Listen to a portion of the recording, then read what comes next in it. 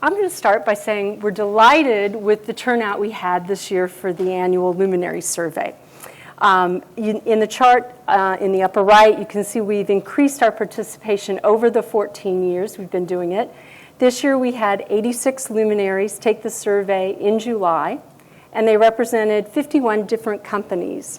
62% came from either the equipment or the mask manufacturing segments, as shown by the purple and the green in the pie chart.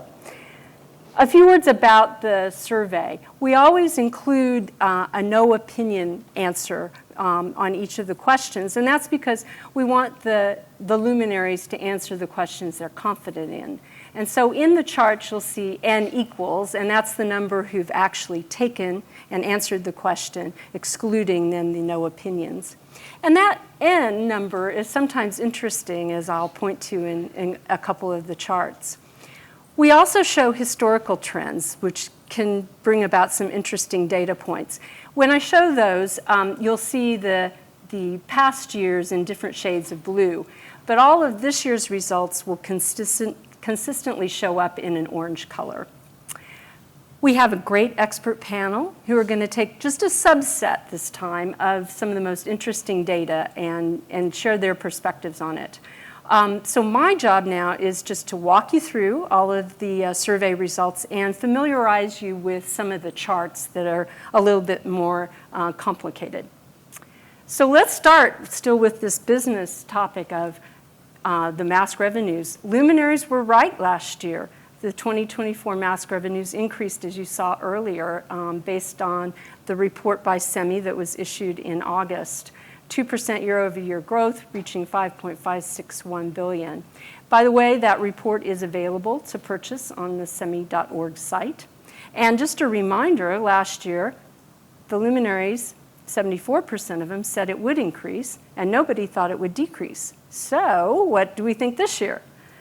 Very positive again. 64% think that the 2025 mask revenues will increase over 2024. Only 6% think it might decrease, and that sits alongside with SEMI's forecast of a 5% year-over-year growth rate. Okay, so let's now talk about some of the different technology trends that we've looked at over the years. I'm going to start with one that you might think would have maybe gotten more optimistic this year, and that's deep learning. So we're going to look at first the results from 2023 in the light blue, and then the 2024 results in the dark blue. And you see sort of a widely distributed set of answers to the question, when will capabilities based on deep learning become a competitive advantage for any step in mask making? Now, we were encouraged last year when you see that far right data point that only 15% thought it was going to be 3 years into the future, which you can interpret different ways. So when we saw this year's results, well, it's fairly widely distributed once again. And when you look at that answer to 3 years and beyond, it's gone back up to 24% who said that.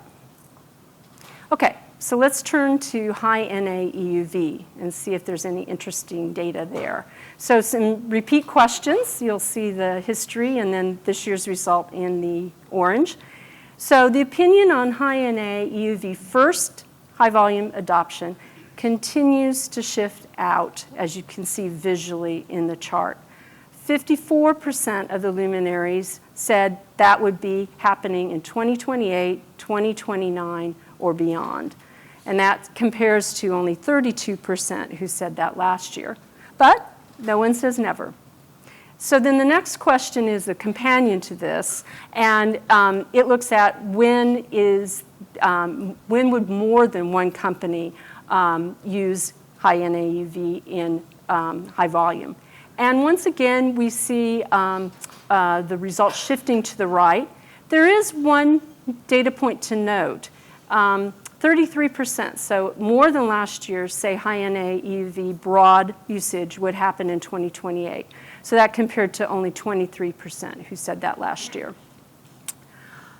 Let's now look at a question that relates directly to the mask community, and what are then the minimum dimensions for SRAFs on the mask size for supporting high NA EUV? So in the repeat question, we found that 40% say the minimum dimension required will be 15 nanometers or less. And last year, 29% said that. This is definitely a question we'll have the panel discuss. Staying on the topic of EUV, let's talk about actinic inspection. So this is where we've got kind of a complex couple of charts. So let me explain what I'm showing here. First, the chart on the left are predictions for today. The chart on the right, predictions for 3 years from now. And what you see on the x-axis for both questions is a percentage range, a bucket.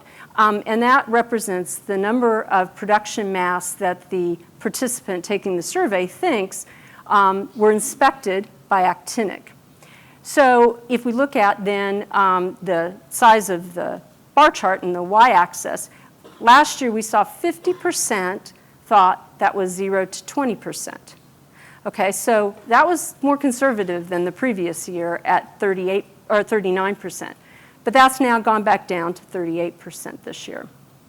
Another data point to look at is 23% this year think it's in the range of 41 to 60%. And that's gone up from 8% last year. When we looked at the predictions on the right for 3 years from now, you can visually see the data is still fairly distributed. There really isn't a data point that we would want to pull out and look at in detail. Okay, so staying on EUV still, we're going to look at pellicles next. And in this question, we found 74% say EUV masks without pellicles will have a lifetime of less than 60% of 193I masks. This was somewhat of a repeat question, but because we changed it to try to improve the question, we're not showing a comparison. But we did see at the very bottom of that chart, the n equals 66 has gone up. It was n equal 47 last year. Now, you can't necessarily say that's because the question got better. It could be because there were different participants. Okay, now, a follow-on natural question would be, well, okay, so if you have a pellicle, how much is that going to increase the lifetime of EUV masks? So in answer to that, we had 57% say pellicles increase EUV mask lifetime up to 3x. Again, this question changed slightly from last year. We tried to improve it. We did get a higher n equals 63 versus 43 last year, but again, can't draw necessarily any conclusions there. Okay, what about costs? Well, the opinion remains the same. Probably no surprise that EUV mask costs are greater than 193I mask costs. What you're looking at is the chart of this year's data. And just to remember that the green means the opinion is EUV mask costs more than 193I. The dark green indicates significantly more expensive. The gray is the sentiment of about the same, and the orange is the sentiment of EUV masks are cheaper. If you notice, there's not very much orange now on this chart. There was more last year. Consistent the last few years has been that both for mask inspection and mask blanks, it's virtually all green.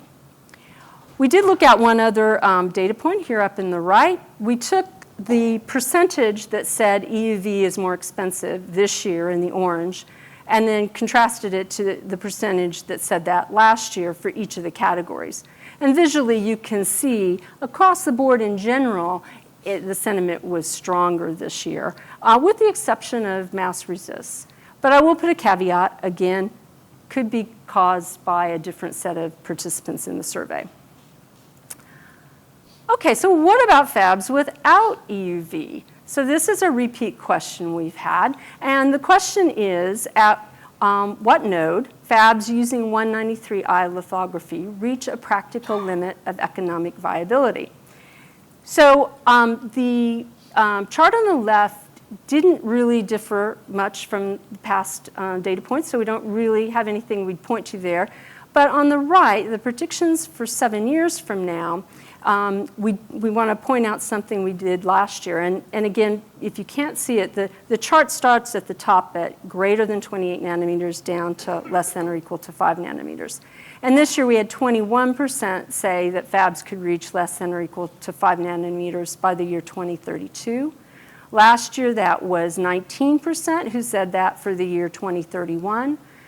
But the year before that it was only 12% who said that for the year 2030.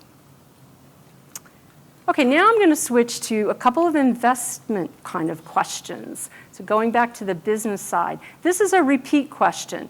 This is asking about overall investment in equipment purchases for any node over the next 3 years. Well, luminaries are quite optimistic with this result. Once again, 77% said that would increase for mask inspection tools. 88% said purchases would increase the next 3 years for multi-beam mask writers, and a strong 43% said that for laser mask writers.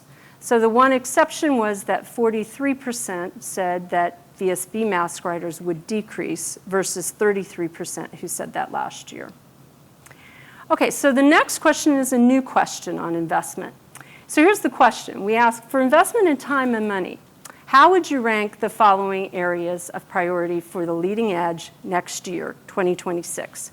So if you're familiar with our ranking questions in the past, you'll see a similar look to this. So the number one ranking item is mask writing, and that's illustrated by the height of the rectangle equaling the average of the responses.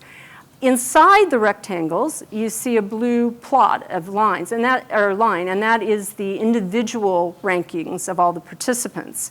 And then below that is how many didn't participate in that question. So number two is mask inspection and repair.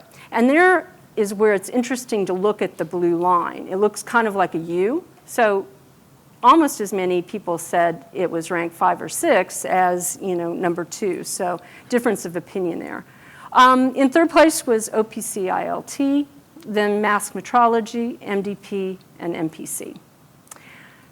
I mentioned that you should have seen this kind of chart before if you've seen the survey results. Well, it was on a totally different topic, concerns around curvilinear mask making. So we have 5 years of history on this. So let's look at the historical view. So 5 years ago, the number one ranked concern was mask inspection. Well, this year, that appears to have been addressed as it moved to number 4. We saw a similar pattern happen with access to multi-beam mask writers. It was number 2 5 years ago, and then it moved down to number 5, where it's remained and remains this year. So that leaves, for this year, the number one ranked concern is mask shop software infrastructure, then followed by ILT software and mask metrology. We ask a companion question to this, and that is, given these concerns, what are the capabilities then at the leading edge for producing curvilinear masks? And what we've found, and I'm going to have you look at the right-hand side of bar charts, we found that the luminaries have been consistently very confident in producing curvilinear masks by saying at least a limited number of curvilinear masks can be produced. And we've had a peak number of 87% who said that in 2023 and 77% who said that this year. Okay, so what we've decided to do is add a couple of questions about curvilinear masks and start a couple of new trends. So these two questions are stated in the form of a statement, and then we ask the participant to say what time frame that statement would be true. So the first statement, most leading edge mask shops will manufacture at least one layer with mostly curvilinear shapes. And we found that this year, 91% said that would be within 3 years. For those of you who watch the Bacchus quarterly webinars, the one in mid-August, Aki presented a pretty thorough recap of what's been happening on curvilinear mask making, but he also highlighted how important that is critical that this segment is enabling curvilinear design targets on the wafer. So we decided that would be an important area to perhaps look at tracking in a survey question. So the next statement is, more than one leading edge OPC ILT shop is ready to accept more than 20% of design shapes, i.e. wafer targets, on a layer being curvilinear, other than for arrayed ovals. What we were getting at with asking for more than 20% and arrayed ovals was we're looking for automation, because more than that you'd have to be automated. And so what we got as an answer was that 68% think that would be possible and within reach in 3 years. So with that, we have a very positive survey result this year, especially on the business side. We have predictions that the 2025 mass revenues will increase over last year, that mass writing is a top priority investment, but also very optimistic on the purchasing increasing for mask inspection tools, multi-beam mask writers, and laser writers. There are some technical challenges, no question about that, with high-NA EUV and with curvilinear. Although in the case of curvilinear, we continue to see the confidence is very high in being able to supply curvilinear masks. And what's exciting about that is that then that could lead to a future of curvilinear wafer targets as well.